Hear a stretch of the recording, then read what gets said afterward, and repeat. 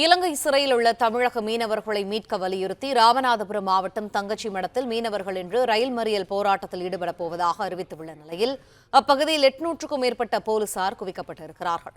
இது தொடர்பான மேலும் தகவல்களை எமது செய்தியாளர் பிரபுராவ் வழங்க கேட்போம். பிரபுராவ், அங்கு ஏற்பாடு செய்யப்பட்டிருக்கக்கூடிய முன்னெச்சரிக்கை நடவடிக்கைகள் என்ன? விரிவான தகவல்களை பகிர்ந்துள்ளனர்.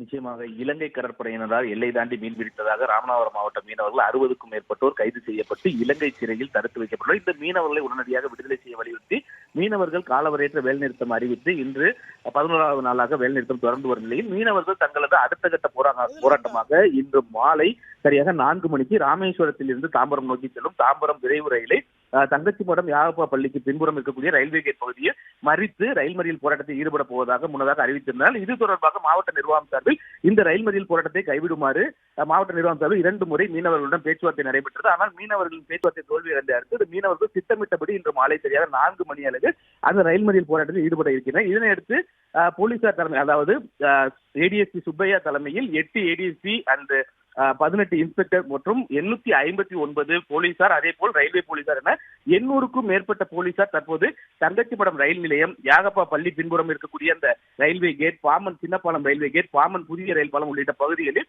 தொடர்ந்து முன்னெச்சரிக்கை நடவடிக்கையாக பாதுகாப்பு ஈடுபட்டு வருகின்றனர். மேலும் தங்கச்சிமடம் மட்டுமல்லாமல் பாமன், அக்காமடம், ராமேஸ்வரம் உள்ளிட்ட பகுதி முழுவதுமே தற்போது இந்த போராட்டம் காரணமாக போலீசாரின் கட்டுப்பாட்டுக்குள் கொண்டு வரப்பட்டுள்ளது. நன்றி பிரபுராவ், விரிவான தகவல்களுக்கு. பிளே ஸ்டோர் மற்றும் ஆப் ஸ்டோரில் இருந்து பாலிமர் செயலியை QR கோடு மூலம் பதிவிறக்கம் செய்யுங்கள். செய்திகளை உடனுக்குடன் பெறுங்கள்.